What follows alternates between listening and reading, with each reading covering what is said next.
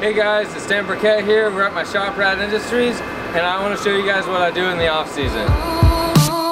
To all the ladies in the place with style and grace, allow me to lace these lyrical douches in your bitches who rock grooves and make moves with all the mommies. The back of the club, sipping my wet is where you find me. The back of the club, macking fools, my crew's behind me. Mad question asking, asking. So if you guys didn't know, I like Supras, and there's a lot of them here. So which one do you want to look at first? This is the shop. This is the fab area where we do a lot of metal work and like chassis work, roll cages, all the above. And then as we work our way that way, it's just like service area where we're gonna do motor swaps, clutches, wiring, all that. So there's a lot to take in, a lot going on, but maybe we could check out a couple of the cars and talk about what's happening to a couple of them, and or some of the tools and whatnot.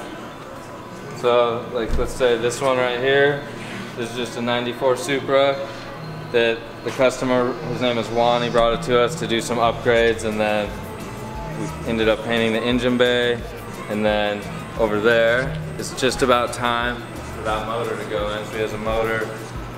That's a built motor. The clutch and the trans are gonna go together. We're gonna put it in today.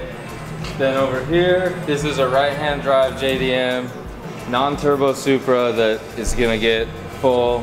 Oh, so it's an automatic non-turbo. So we're gonna convert it over to a full 6-speed car, which is most of the work has been done. We're kind of just on the last leg of wiring and then a couple little things on plumbing. So these are some of the things that we do to like keep the shop going so that I can go race in Formula Drift, is we work on cars. Okay, so a little bit more about Rad Industries. It's been around since 2013 is when me and Renee, my wife, started the business. Rad stands for Renee and Dan Industries, so it's just me and Renee.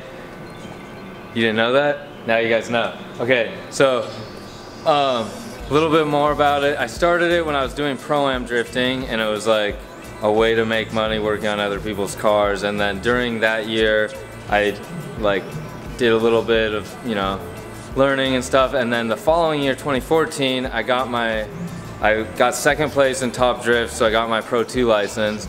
And then everything happened really quick because it was time to build, you know, your Pro 1 or your Pro car. And then it was like, wasn't sure how I'd make it happen, and it kind of just, this is my mindset. I was like, well, I know I want to do it, I'm gonna do it, so let's just try and do it and see if I can make it happen during while it's happening. Like, didn't have the money to do it, didn't quite have the money to do the whole race car that I built, but I knew one thing, like, I love Supras, and I had told myself that if I was to get my Pro license, if I go into Pro, it better be in a Mark IV Supra because it's my dream car. So then it somehow worked out where I made that happen. I got enough money to get the chassis, and then I have this other Supra over here. If we come this way, this was my first Supra that I had. It's kind of sleeping right now. It's black, it's a 98, and there's no motor. But this was a really crazy street car that had everything you could imagine that you would want on a car, and it had been like a 4-year project of mine. And I was not about to drift this car and smash it up, because drifting, you bump stuff, walls, cars, everything. So I was like, can't do that, but it had all the right parts, so I started like selling parts off it that I didn't need, and then putting the parts into the Pro car. The Pro car's not here right now, it's at the dyno. So it all worked out where I made Pro 2 in 2014 with the Supra, and like, you know, you have your struggles and whatnot, but I did it, and then it's just been like a slow progression every year since then. And like, as the drifting grew, also the shop grew too, because like, I don't know, like, people see you out there and then they hear about you, and then you just, customers come from, and you don't know where they come from, but they come. And like, so the shop has evolved with the racing, and we're still, you know, I would think we're still at the beginning stages because we're only 4 years in, and we're learning a lot every year. So we're excited to see where it evolves to and how far we can take it. And that's kind of like, in, you know, like a quick couple sentences, that's how Rad Industries came to be.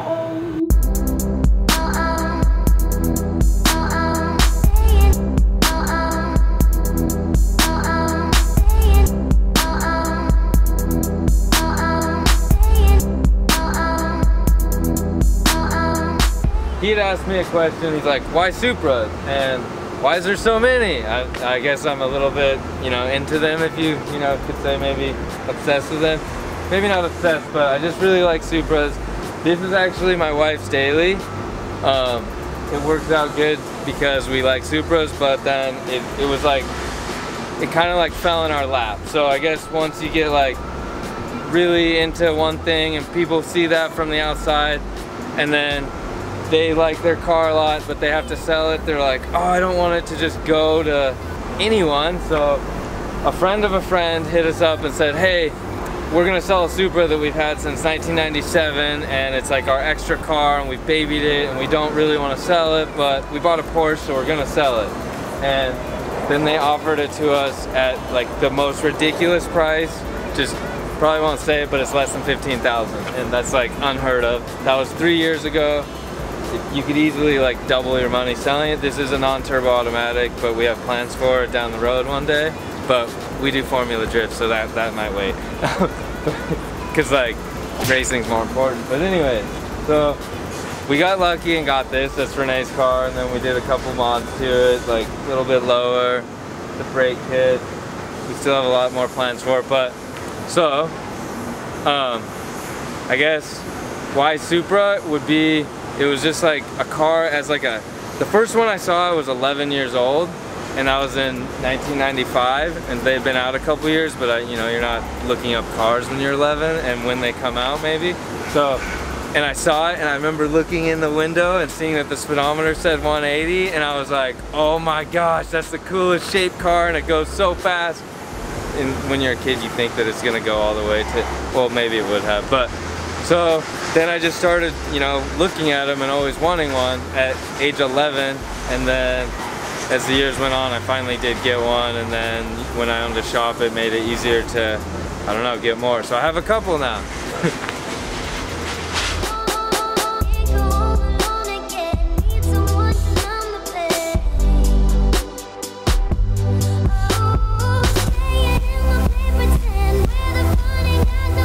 Alright guys, well, thanks for coming to check out the shop. Hopefully we covered everything you guys were curious about and you wanted to see.